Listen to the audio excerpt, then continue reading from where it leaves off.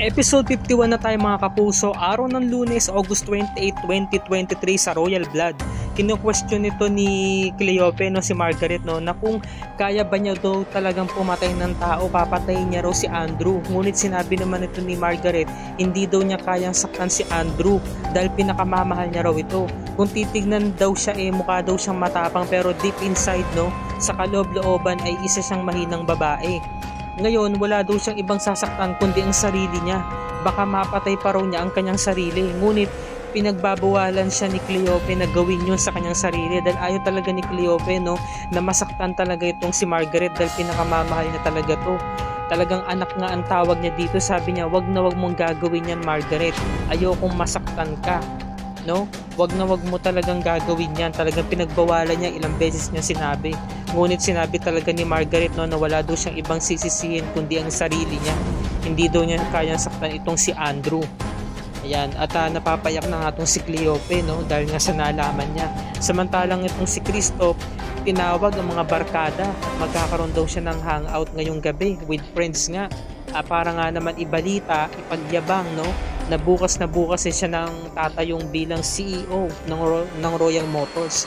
Samantalang tong sinapoy kausap yung nagbabantay sa kwadra ng mga kabayo at nadatnan niya nga itong RG saka si Diana na paparating para puntahan itong si Christoph. Yun pala, meron pala silang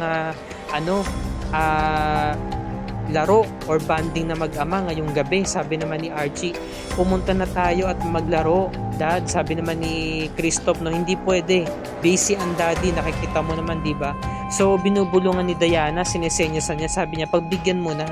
So hindi talaga nakapagpigil nung si Christoph, nasaktan niya si Archie, nahampas niya nung panghampas na bakal na ginagamit ng kanyang ama.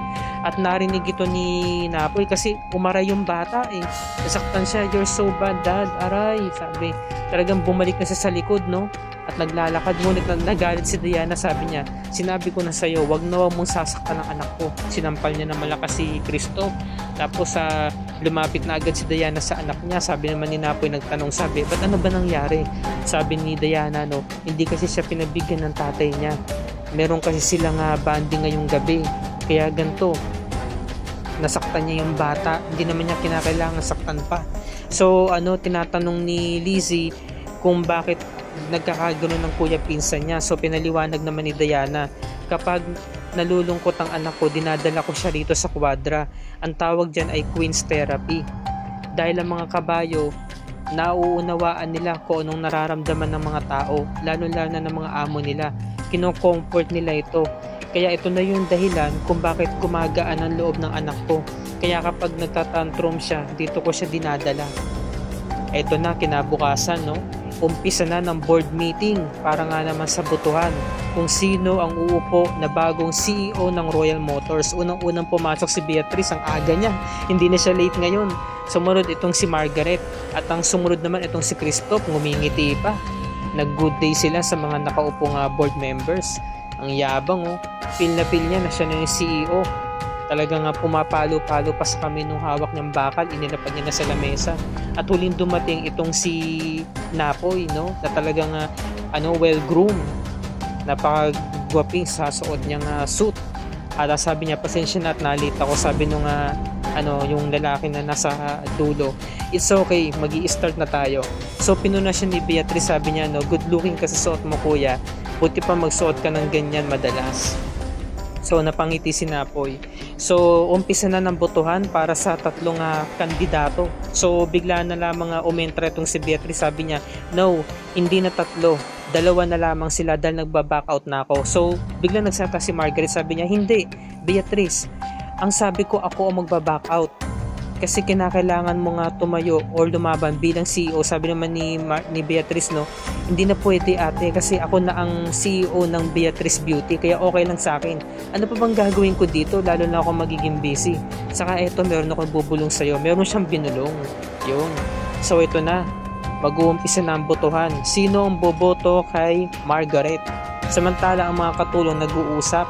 Sabi naman ni Anne, sana si Ma'am Beatrice yung maging CEO para lagi siyang wala rito, hindi niya ako mapagalitan. Sabi naman ni Loida, Mas maganda ako si Sir Christoph kasi lalaki. Di ba sa mga CEO naman talaga, ang namumuno mga lalaki, sabi naman ni Jenny. Hindi rin, no?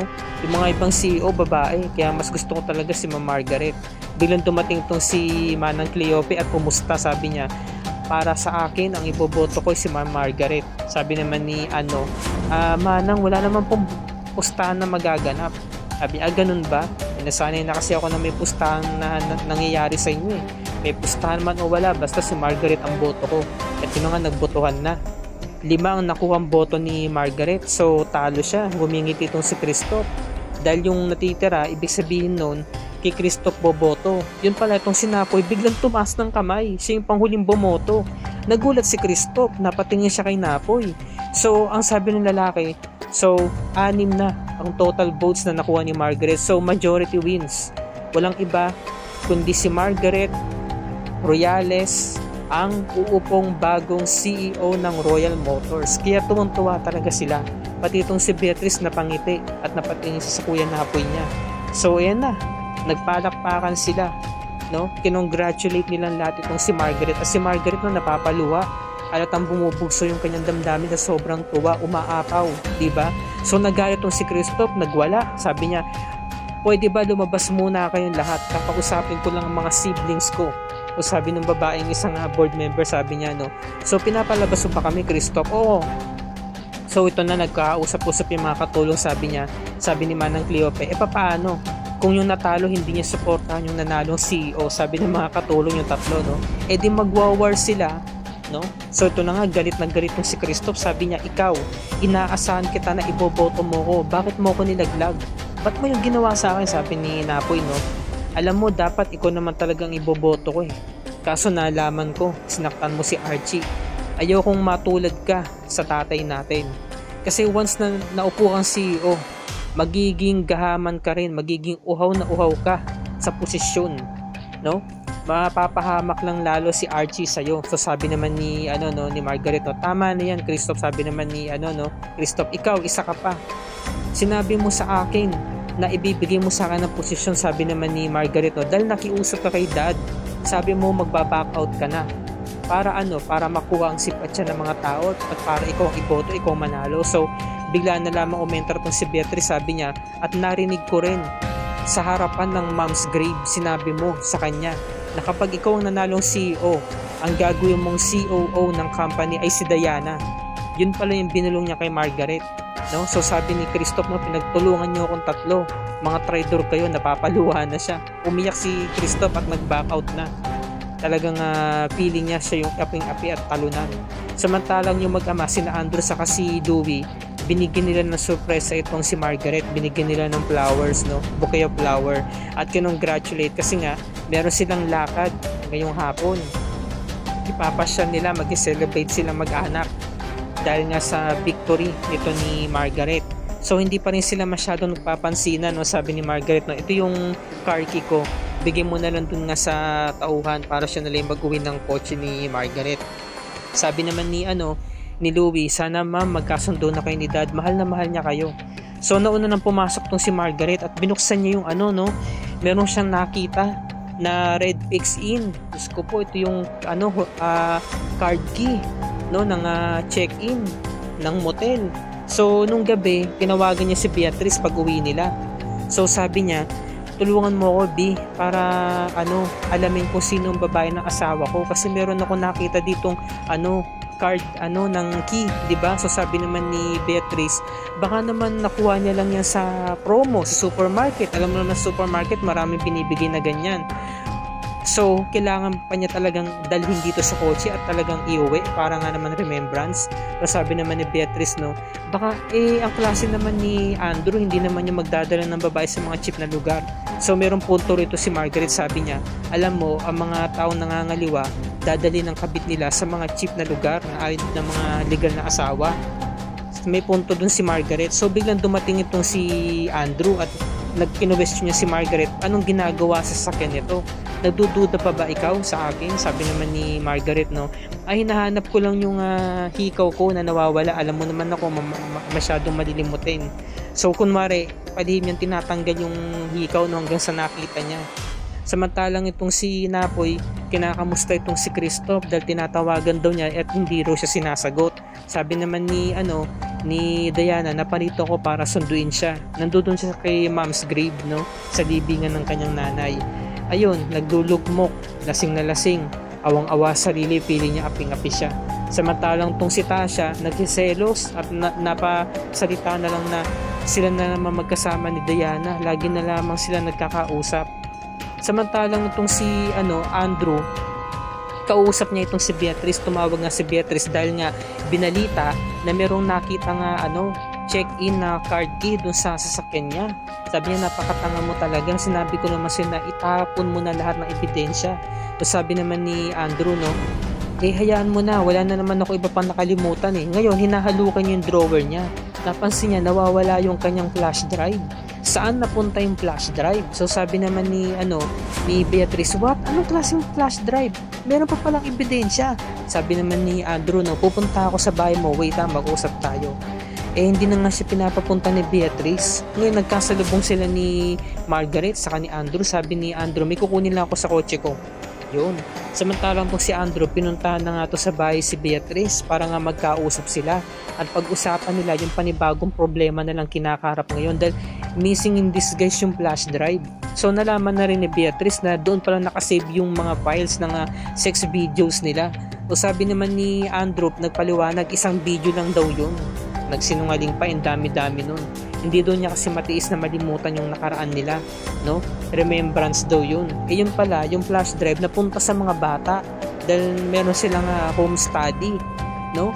At nakuha pala ito ni Louie. Sabi niya, ito meron tayong flash drive, nakuha ko to sa drawer ni Dad. Kasi nga sabi nung classmate niya, kailangan doon nila ng flash drive.